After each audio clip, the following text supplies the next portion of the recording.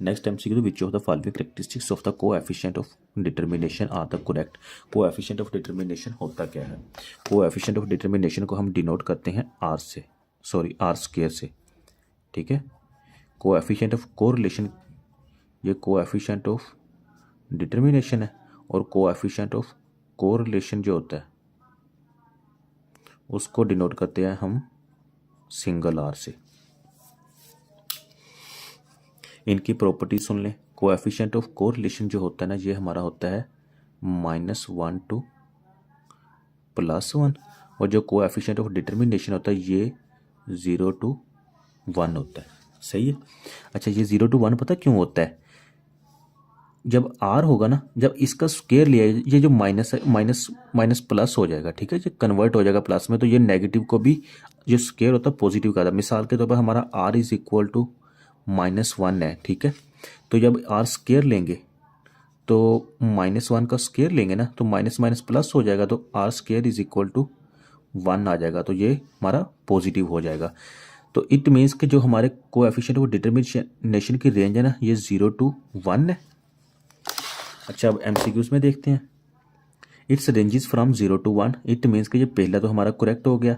अब कहता है coefficient of correlation can be obtained by squaring it's value. इसको हम ऑब्टेन हासिल कर सकते हैं बाय स्क्वेयरिंग इट्स वैल्यू, मतलब कि कोएफिशिएंट ऑफ डिटर्मिनेशन की वैल्यू का स्क्वेयर लें। कोएफिशिएंट ऑफ डिटर्मिनेशन हमारे पास कितना है? आर स्क्वेयर है।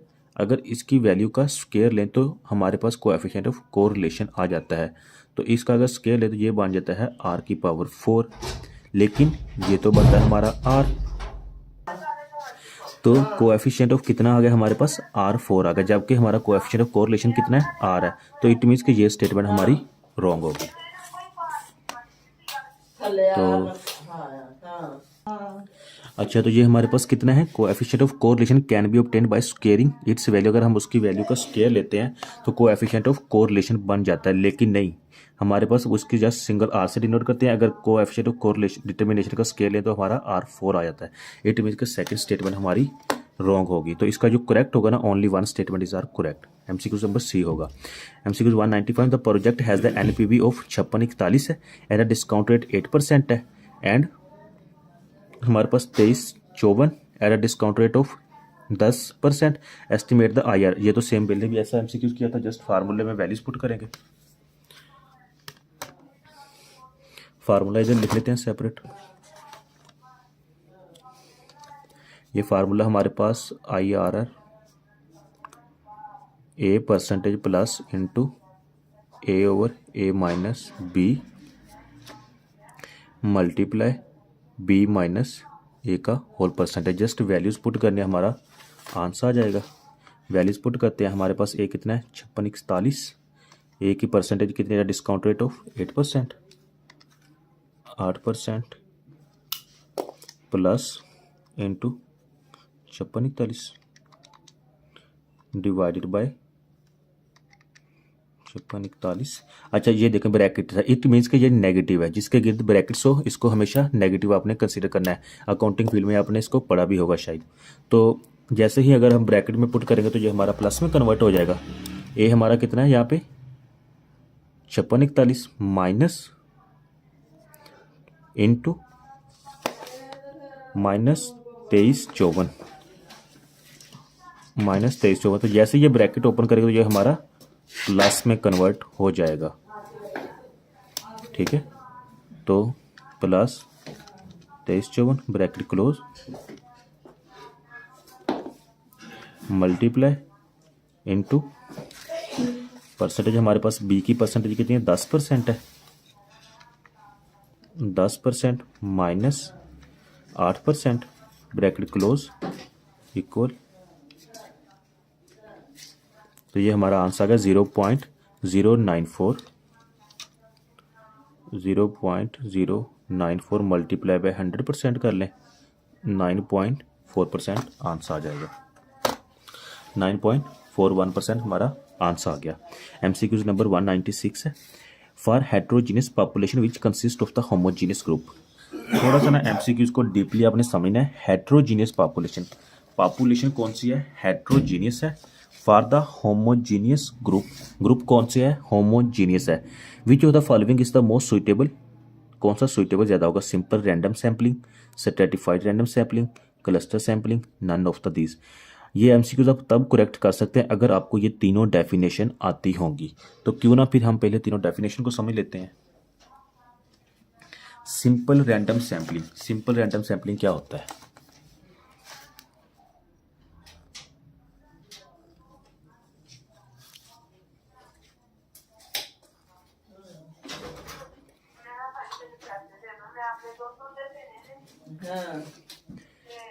Simple random sampling, simple random sampling में हमारे पास कोई भी पॉपुलेशन है,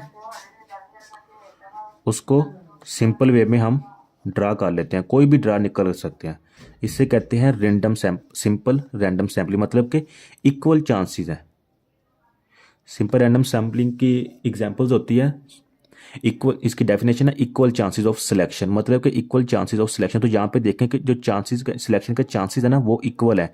यहाँ पे आप कोई भी ड्रा कर सकते हैं, कोई भी निकाल सकते हैं, कोई भी निकाल सकते हैं, कोई भी निकाल सकते हैं, ठीक है। तो इक्वल चांसेस ऑफ सिलेक्शन है। तो यहाँ पे देखें एमसीक्यूज में वो क्या बता रहा है, होमोजीनियस, किधर गया MC, heterogeneous population which consist of homogeneous group.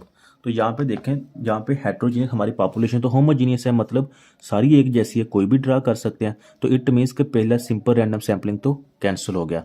अब आता है stratified sampling. Stratified sampling, stratified sampling का मतलब होता है, स्ट्रेटा का मतलब होता है सब ग्रुप,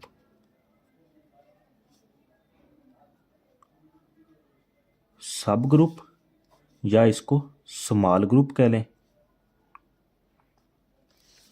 या इसको पार्टीशन कह लें। अच्छा, ये क्या होता है स्ट्रेटिफाइड, मतलब आपके पास पॉपुलेशन है, पॉपुलेशन आपके पास कितनी है, 100 स्टूडेंट्स की पॉपुलेशन है, ठीक है, 100 स्टूडेंट्स है आपके पास यहाँ पे। तो अगर मैं कहूँ कि हमारे पास कितनी पॉपुलेशन, स्टूडेंट्स की कितनी पॉपुलेशन है, तो आप कहेंगे कि 100 स्टूडेंट्स है। अगर मैं इसमें से कहता हूँ कि हमारे पास जो 40% है वो गर्ल्स हैं और 60% हमारे पास बॉयज़ हैं, तो यहाँ पे देखें अगर 40% हमारे पास गर्ल्स हैं और 60% हमारे पास बॉयज़ हैं, ये तो दोनों सेपरेट हो गई है, मतलब बॉयज़ और जेंडर है, गर्ल्स का और जेंडर है, तो ये तो हेट्रो पॉपुलेशन नहीं हो गई हमारे पास, ठीक है, हेट्रो पॉपुलेशन। अब यहाँ पर स्टूडेंट्स के लिहाज से देखा जाए तो एक ही बात है, लेकिन अगर इसको डीपली देखा जाए, थोड़ा सा स्ट्रेटिफाइड, मतलब कि इसके स्ट्रेटा मतलब कि इसके स्मॉल ग्रुप्स बना के देखा जाए, तो ये दोनों डिफरेंट चीज़ें हैं। तो एमसीक्यूज में देखिए हमारे पास क्या बता रहा है, heterogeneous population which consist of homogeneous group. Heterogeneous population मतलब कि हमारे पास जो पॉपुलेशन तो हेट्रोजीनियस होगी, मतलब कि 40% मेल है, 60% हमारे पास फीमेल है।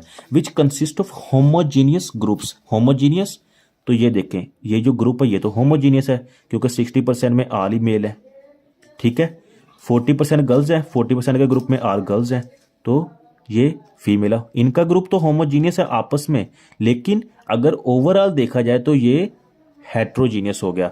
तो इट मीन्स को जो स्ट्रेटिफाइड रैंडम सैम्पलिंग की एग्जांपल है ना, वो इस पे 100% हमारी पूरी उतर रही है। तो एमसीक्यू इसका बी तो करेक्ट होगा। क्लस्टर सैम्पलिंग भी देख लें, क्लस्टर सैम्पलिंग होता क्या है, समटाइम इसका भी एमसीक्यूज आ जाता है।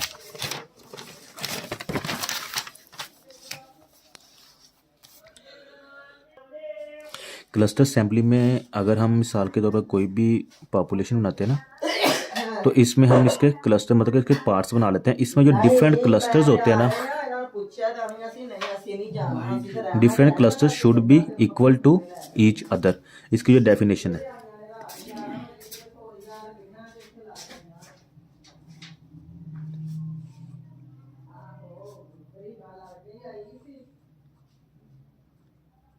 सिमिलर टू ईच अदर, तो ये इसकी डेफिनेशन है। तो यहाँ पे देखें different cluster should be equal to each other, similar to each other, तो ये जो क्लस्टर है ना ये सब एक जैसे हो गए, तो इट मीन्स कि ये भी हमारी डेफिनेशन उस पर पूरा नहीं उतर रही। तो हमारा जो करेक्ट होगा स्ट्रेटिफाइड सैम्पलिंग ही होगा। तो नेक्स्ट एमसीक्यूज देखते हैं। एमसीक्यूज नंबर हमारे पास 197 है। How many permutation can be obtain from the leading word leading if vowels come together. तो यहाँ पे देखें हमारे वर्ड में वावल्स कितने हैं। वावल्स हमारे पास टोटली 5 होते हैं। कौन से? ए ई आई ओ यू। तो यहाँ पे देखिए कौन से हमारे पास वावल्स हैं। ई है 1 2 3, 3 वावल्स हैं। टोटल वर्ड्स हमारे पास लीडिंग के कितने हैं?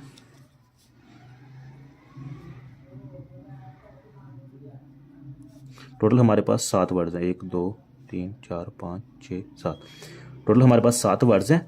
वो लास्ट पे कह रहा है इफ वावल्स कम टुगेदर, अगर वावल्स को इकट्ठा किया जाए तो वावल्स को इकट्ठा कर लें, इसको निकाल दें, इसको निकाल दें और इसको निकाल दें, पीछे रह जाएगा एल ए डी एन और जी।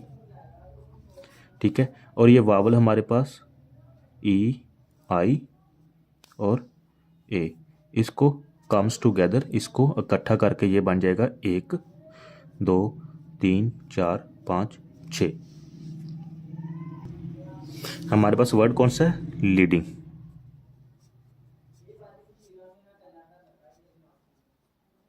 तो यहां पे एमसीक्यूज में क्या कह रहा है? How many permutation can be obtain. Permutation हम ऑब्टेन करते हैं वर्ड लीडिंग से इफ वावल्स कम टुगेदर। तो वावल्स हमारे पास 5 होते हैं। कौन से होते हैं? ए ई आई ओ यू। इसमें से हम वावल्स को इकट्ठा कर लेते हैं क्योंकि क्वेश्चन में बता रहा है vowels come together.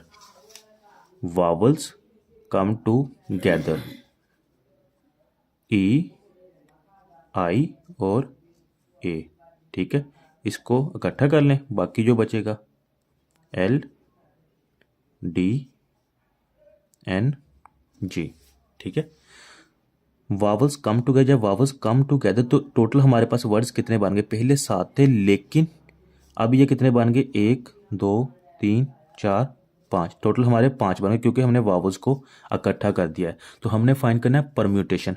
Permutation find कर लें, परम्यूटेशन 5। ठीक है, तो ये टोटल हमारे पास 5 वर्ड्स बन गए हैं। ठीक है, तो मैं इसको लिख सकता हूँ 5 फैक्टोरियल मल्टीप्लाई। अब जो वर्ड हमारे पास वावल्स वाला था ये 3 थे। ठीक है, इसको हमने इकट्ठा किया तो मज़ीद इस एक वर्ड के अंदर मज़ीद पार्टीशंस बनती है, मतलब कि मज़ीद इसके आगे पेयर्स बनते हैं। तो मैं लिख सकता हूँ 5 permutation multiply by 3 factorial. 5 factorial multiply by 3 factorial. तो जस्ट हमने कैलकुलेटर पे पुट करना है तो ये हमारे 720 पेयर्स बन जाएंगे। ठीक है, परम्यूटेशन क्या होता है? परम्यूटेशन में हमेशा सीक्वेंस आती है।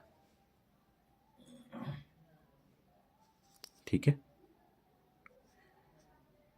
यहाँ पे हम जो बुक्स रखते हैं, या मिसाल के तौर पर हमारे पास एक लाइब्रेरी है, लाइब्रेरी में हम बुक्स लगाते हैं तो बुक्स में एक सीक्वेंस के साथ लगाएंगे। मिसाल पहले वन लगाए, फिर दूसरी, फिर तीसरी, तो ये हमारी सीक्वेंस हो गई। तो जो एक कम्बिनेशन होता है, कम्बिनेशन में जो हमारी सीक्वेंस नहीं होती बल्कि वहाँ पे हम रैंडमली लगाते हैं। मिसाल के तौर पर अभी देखें, इसको सीक्वेंस कर 1 2 3, तो लेकिन कम्बिनेशन में हम लगाते हैं कोई भी एक लगा लें, फिर तीसरी लगा लें, फिर दूसरी लगा लें, ठीक है, 5वीं लगा लें, दूसरी। तो इसमें हमारी कम्बिनेशन में सीक्वेंस नहीं होती बल्कि रैंडमली लगाते हैं। और परम्यूटेशन में हमेशा हमारी सीक्वेंस यूज होती है। आगे समटाइम ऐसा एमसीक्यूज भी आ जाता है, तो ये भी याद रखिएगा। तो एमसीक्यूज 198 है। Which of the following is irrational. Irrational क्या होता है? Rational and irrational.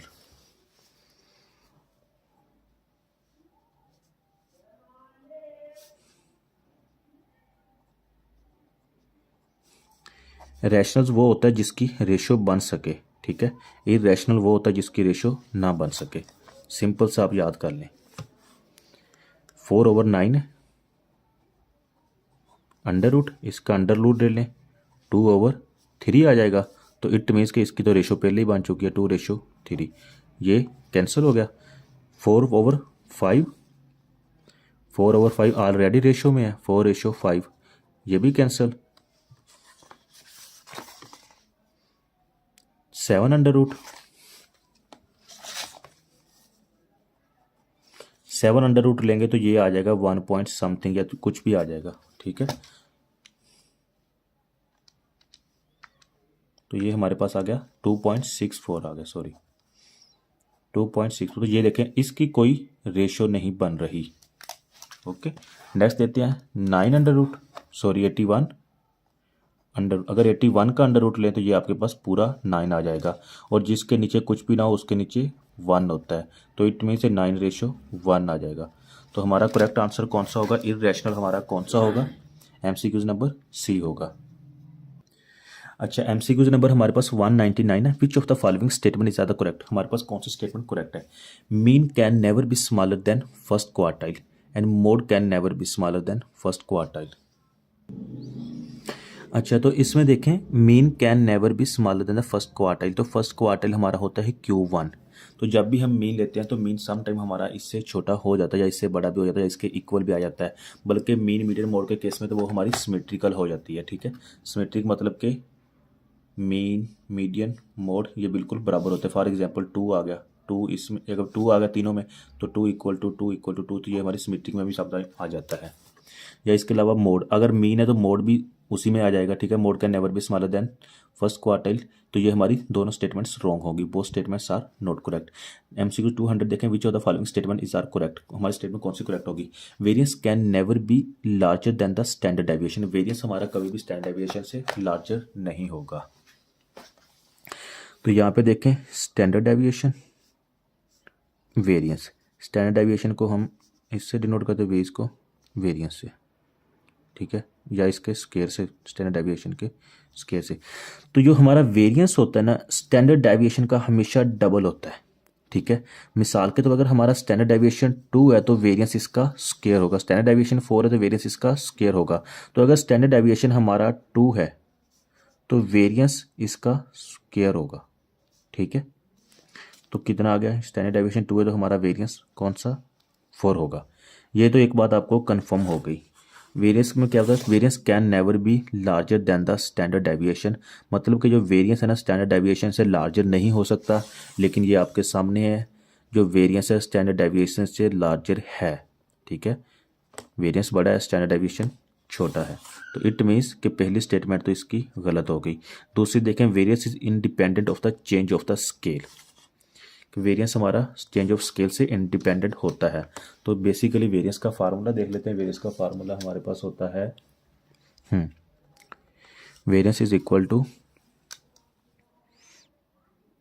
Summation x minus x का बार का whole square divided by n-1 का अंडर रूट। ठीक है, तो यहाँ पे देखें variance is independent of the change of the scale. तो एक बात याद रखना, ये जो अपर साइड होती है ना ओवर से ऊपर, इसको ओरिजिन कहते हैं और नीचे वाली को स्केल कहते हैं। तो ये देखें अगर स्केल के चेंज होने से अगर एन चेंज हो गए तो वेरियंस चेंज नहीं होगा, वेरियंस के साथ इन्वर्स रिलेशन है, वेरियंस चेंज होगा। तो इट मीन्स कि इसकी दूसरी स्टेटमेंट क्या है, करेक्ट है। वेरियंस इज इंडिपेंडेंट मतलब कि आज़ाद है, तो इसकी दूसरी स्टेटमेंट भी रॉन्ग है। तो यहाँ पे हमारा करेक्ट जो होगा बोथ आर नॉट, तो इसमें हमारी दोनों स्टेटमेंट्स रॉन्ग होगी, both are not correct. MCQ number B correct होगा। ठीक है, both are not correct. MCQ number 201 है, a man has the 1200 rupees, एक बंदा उसके पास 1200 रुपीज़ है।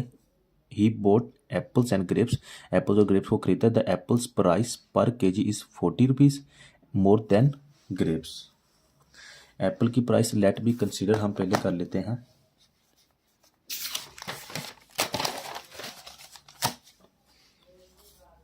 एप्पल को x ले लेते हैं और ग्रेप्स को y ले लेते हैं। ठीक है, he bought apples and grapes, the apples price per kg is 40 rupees more than grapes, मतलब कि जो एप्पल्स की प्राइस है वो ग्रेप्स की प्राइस से 40 रुपये ज़्यादा है। तो इट मीन्स कि हमारे एप्पल्स की प्राइस जो 40 रुपीज़ प्लस वाई, मतलब कि अगर वाई की कीमत 60 रुपये होगी तो एप्पल की 40 रुपये इससे ज़्यादा है। 60 जमा 40 मतलब कि एप्पल हमारा 100 का होगा। अगर वाई की 50 है तो एप्पल हमारा 90 का होगा। तो क्वेश्चन में वो फिर क्या करें, the apples price per kg is 40 rupees more than the grapes, grapes से 40 रुपये ज़्यादा है। He bought 5 kg apples and 3 kg of grapes, he also saves 200 rupees. चलो यहाँ से तो कन्फर्म हो गया, उसके पास 1200 रुपये थे, उनमें से वो 200 तो सेव कर लेता है। ठीक है, पीछे उसके पास रह गए कितने 1000 रुपये। Find the value of the apple per kg. तो एप्पल्स हमारे पास आ जाएंगे, he bought 5 kg apples, 5x plus 3y is equal to कितना आ जाएगा 100,000 के आ जाएगा। 5x plus 3y is equal to 1000। ये हमारी इक्वेशन 1 बन गई है। दूसरी equation x is equal to 40 plus y, तो अगर इसको थोड़ा सा रीअरेंज कर लें तो x को इधर y को इधर ले आए, x minus y is equal to 40। तो ये हमारी दूसरी स्टेटमेंट बन गई। जस्ट कैलकुलेटर पे पुट करें और आंसर निकालें। तो ये मैंने वैल्यूज पुट किया है, ठीक है। हमारे पास x इज इक्वल टू 140 आ गया। एक दफ़ा फिर इक्वल प्रेस करें, y इज इक्वल टू 100 आ गया, ठीक है। ये सेम वैल्यूज पुट की हुई थी जिसमें से x हमारे पास कितना है 140 और y इज इक्वल टू 100 आ गया। और अब क्वेश्चन में उसने पूछा क्या हमसे, find the value of the grapes. तो यहाँ पे ग्रेप्स हमारे पास y है, तो y हमारा कितना है 100 है। तो हमारा करेक्ट आंसर इसमें क्या होगा, डी होगा, ठीक है। MCQ 202 है, when the mean of the sample is used as the mean of the population then it is called. Question में क्या दर है, mean of sample is used as the mean of population is called the mean of, then it is called mean of sampling distribution. ये sampling distribution की definition है, इसको याद कर लें। तो इसका हमारा करेक्ट होगा डी। MCQ 203 देखिए, the standard error is directly proportional to sample size, mean of population, under root of sample size, standard deviation of the population. सबसे पहले स्टैंडर्ड एरर का हमें फार्मूला आना चाहिए। स्टैंडर्ड एरर को हम डिनोट करते हैं, standard error is equal to, हमारे पास इसका फार्मूला होता है standard deviation over N under root, ठीक है। तो अब देखें, तो सैंपल साइज का तो स्टैंडर्ड एरर जो है इन्वर्सली प्रोपोर्शनल है, ठीक है। ये तो कट हो गया। मीन ऑफ पॉपुलेशन, तो यहाँ पे तो हमारे पास स्टैंडर्ड डेविएशन है, तो पॉपुलेशन मीन भी नहीं होगा, ये भी कट हो गया। Under root of sample size, मतलब कि under root of sample size के डायरेक्ट है, बल्कि नहीं, under root of sample size भी इनडायरेक्ट है। लास्ट वाला देखिए, standard deviation of the population, तो ये रखा है हमारे पास, ये स्टैंडर्ड डेविएशन है, ठीक है। स्टैंडर्ड डेविएशन ऑफ पॉपुलेशन के डायरेक्टली प्रोपोर्शनल है, तो करेक्ट हमारा कौन सा होगा, MCQ डी होगा। 203, the standard error is directly proportional to, sorry हाँ, इसका डी होगा।